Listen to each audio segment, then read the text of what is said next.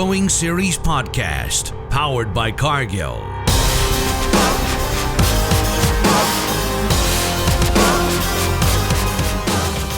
Selecting a cereal seed variety for next year requires as much research as selecting a canola or corn variety.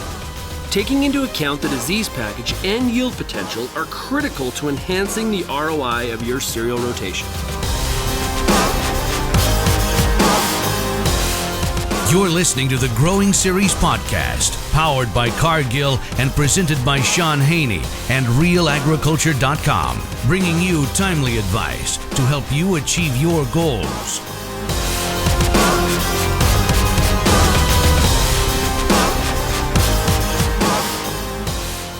Welcome back to the Growing Series podcast. I'm your host, Sean Haney.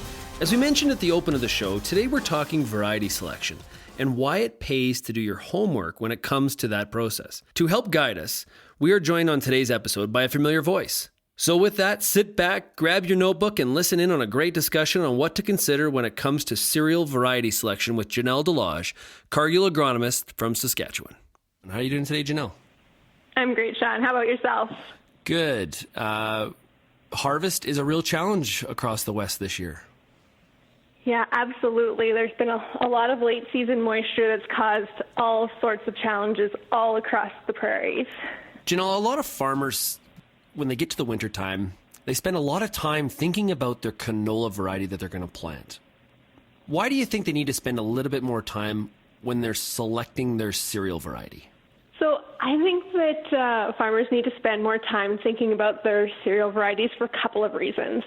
One of them is being that often I see old wheat varieties being grown next to the best canola genetics. And it just makes me shake my head a little bit because some of the new wheat varieties have higher yield potential, and not just higher yield potential. They also have some other traits which make them a lot more desirable when it comes to harvestability, disease management, shattering, sprouting, protein, all of those sorts of traits, which in the long run really do pay off. So that's why I really hope that we can get growers thinking a little bit more about their cereal varieties, because there are some good traits out there that will make more money on the farm. Okay, so let's talk about some of those new genetics. What kind of new genetics are available out there? Like what are some of the characteristics of some of those varieties that you're talking about?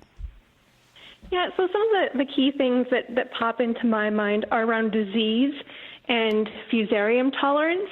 So we don't have any varieties that have R ratings to fusarium yet, but we do have varieties that are a lot more tolerant to fusarium headlight than they have been in the past.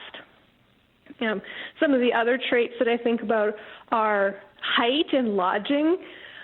A lot of these higher yielding new varieties actually are a bit shorter, stand a little bit nicer, which makes a great deal better when it comes to harvesting at the end of the year. And also around midge tolerance. At one point when we were thinking about some of those midge tolerant varieties, we were thinking about a yield variety itself. Now some of those midge-tolerant varieties actually have strong yield potential on their own. What about chasing yield, right? So when I'm selecting a new cereal variety, is it okay just to chase yield? So we would be kidding ourselves if not everyone talked about yield first. And I assure you, when I'm looking through my seed guide, yield is the first column that I look at, absolutely. But how I think about it is that if we're just chasing yield and we're not looking at all the other characteristics of the wheat, man, do I hate scraping wheat off the ground at harvest time, even if it is big yielding crop, right? Or if you get a little rain on it and it downgrades just immediately. Those kind of things put money in our pockets, right? So yes, yield, it's definitely the first column in the seed guide that I look at. But if we don't have the other traits there, then we're growing a whole bunch of highly infected fusarium wheat that we can't sell anywhere. Or we're growing, a whole bunch of really low protein wheat, things like that. So I say we need to strike a balance, undoubtedly, between yield and some of the other things that impact you in your growing area. Janelle, do you sometimes feel, though, we just talked about not chasing yield, but you can also chase disease and insect pressure based on last year's experience instead of forgetting sometimes about more of a well-rounded kind of decision-making criteria. Do you find that as well? Yeah, absolutely.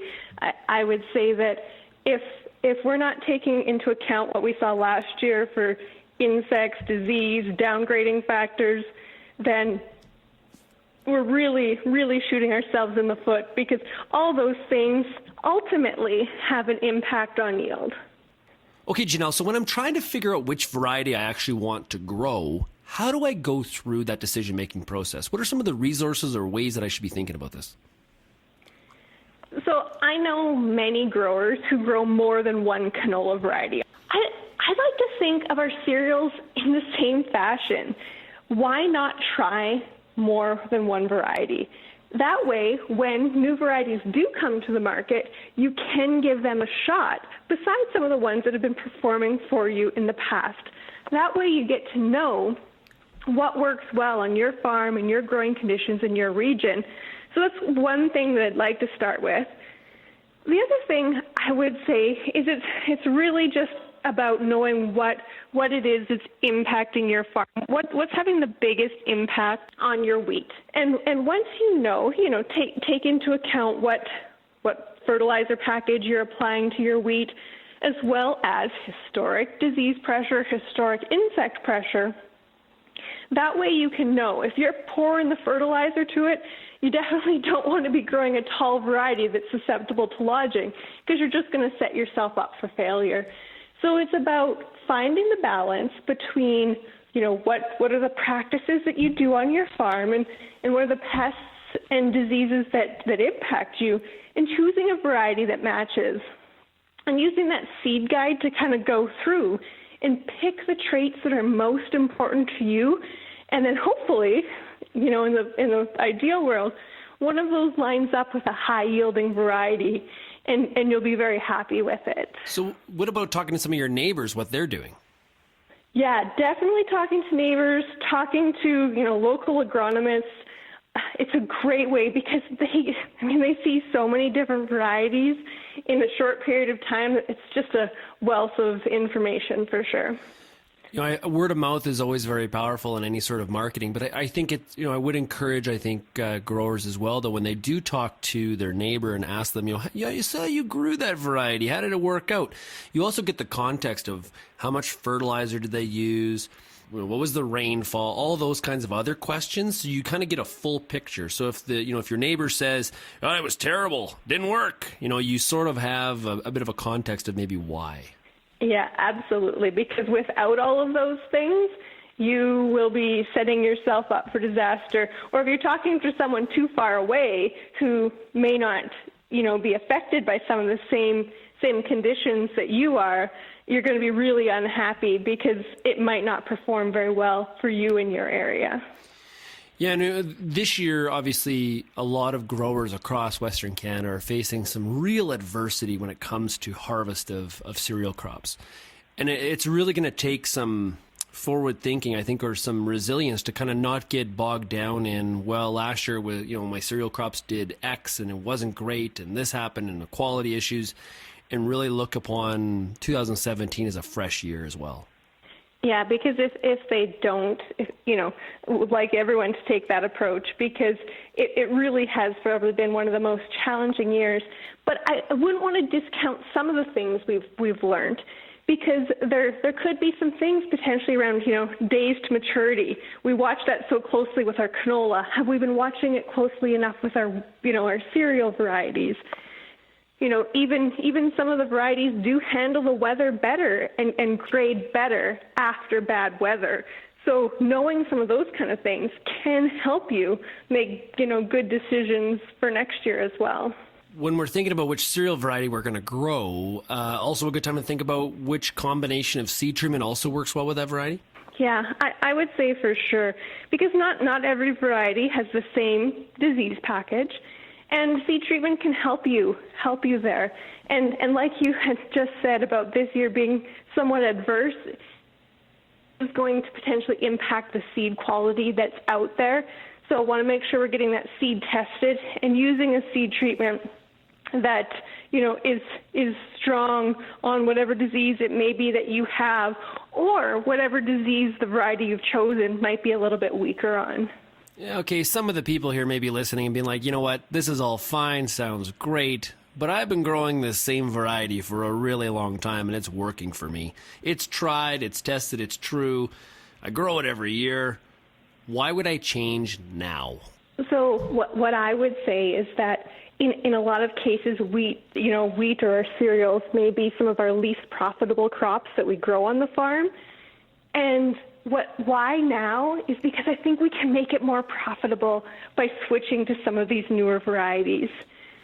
And not only make it more profitable, make our life a little bit easier as well when it comes to harvest, fungicide application, things of that nature, which in the long run are going to have a big impact that we may have overlooked, because it is very easy to plant the cereal variety that we always have. But I would say that some of the new stuff out there is pretty exciting and worth trying. Okay, Janelle, well, thank you very much for joining us today, and hopefully we'll get a chance to talk to you again soon. Thank you very much, Sean. Well, that wraps up another episode of the Cargill Growing Series podcast. I want to thank today's guest, Janelle Delage, for taking the time to join us. I'm Sean Haney, and we'll talk to you again next time on the Cargill Growing Series podcast.